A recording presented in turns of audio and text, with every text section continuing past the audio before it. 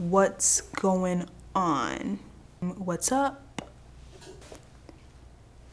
We'll just get it going. What's up? What's going on? What's going on? That's pretty... I've said that before.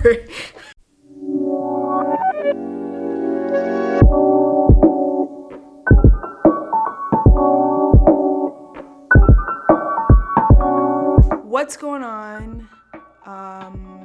Should I say my name? What's going on? My name is Tammy. I am a photographer and graphic designer, currently living in Alabama. I want to teach you or help you learn or know photography things. I'm gonna make videos about it on my YouTube channel, and that's where we're going. The direction from now until I change my mind. A few months ago, I asked people if they had any questions about anything photography related, so that's what we're gonna do today. First question, what are the pros and cons of shooting in JPEG versus RAW? When I first started out in photography, well, digital photography, I was shooting in JPEG just because that was the setting that my camera was already, like, it came in. When I took my first photography class, my teacher told us all to shoot in RAW because it gives you more information to work with and tweak. And JPEG is like a compressed version of that. It's harder to edit things. If you need to change like white balance, you need to change your, like bring up the highlights, bring out the shadows. It's easier to do in a RAW file because it's not all compressed and all of that. So that is, did I say the benefits? You have more room, more forgiveness in like your shot. Like if you didn't get the exposure just right, it would be easier to change that and tweak that with a RAW file as opposed to a JPEG. This question is, favorite camera you've shot on? I shoot both film and digital. I don't think there's one that can cover all of them. For digital, I would say the Canon 1DX Mark II, I think I used. That was the most amazing experience shooting with a digital camera I've ever had in my life. It's a very heavy camera. The camera is wildly heavy, but the pictures are amazing. And I was just shooting things like a cup on the table, like real artsy with it. Film camera,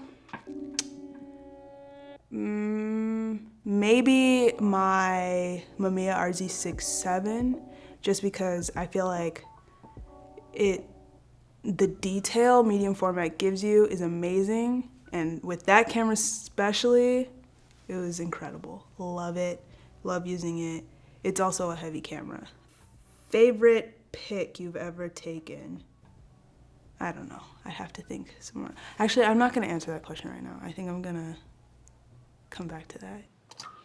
So I just realized I never came back to it, but my favorite picture I've taken so far is this one of my friend Simone. She really liked what she was wearing that day, and it worked well with the sunset that was also happening that day. So we got together, we took some shots, and yeah, it's like a natural laugh and not like posed or anything, and I really like it, so yeah. Film versus digital. I think each has its place. I started out shooting pictures on film because that was the most affordable option at the time when I was a kid. And when I got to maybe high school, I had like the cheapest digital camera, and then like also smartphones were becoming a thing. So that was a form of digital photography. You could see your picture right then and there. As I've been shooting both, I think if I'm trying to be more creative and doing stuff for just me, I'm gonna shoot film.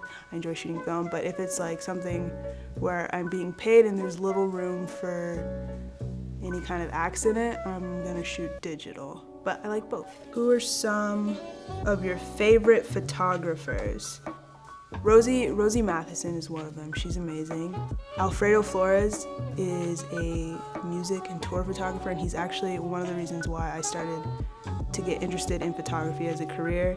and Blair Caldwell as well. I met him in December, and he is an amazing photographer. He shot for Beyonce's Homecoming.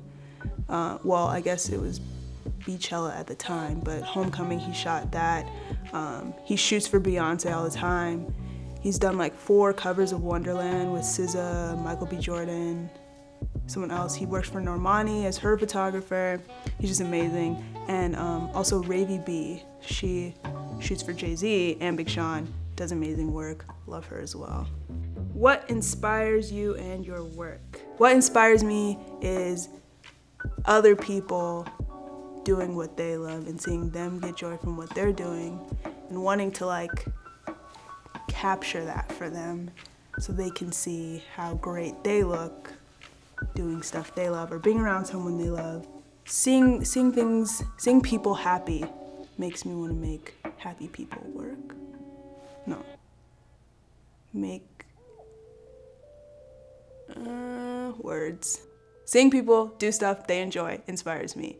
And what inspires my work would be the same. Movies. Like watching movies inspires a lot of how I approach certain shots, because you see like a scene in a movie, the camera's like coming in and you're like, wait, pause it, and you pause it, but like the motion is off so you can't get like the full effect. So I'm like, oh my gosh, you should take that picture and then I'll have that. Wes Anderson movies, they do that a lot for me. How did I get into photography? I'm actually gonna do a whole more in-depth video about this, but Cliff Notes version is, I've always been taking pictures my whole life. My parents used to give me and my brother little film cameras and disposable cameras to take pictures when we went on trips. I like documenting life. I'm a pretty quiet person, so I went unnoticed taking pictures and got a lot of good moments. And I also feel like that is my voice, in a way. Talk through pictures. Pictures worth 1,000 words. Top 2 lenses someone should buy first.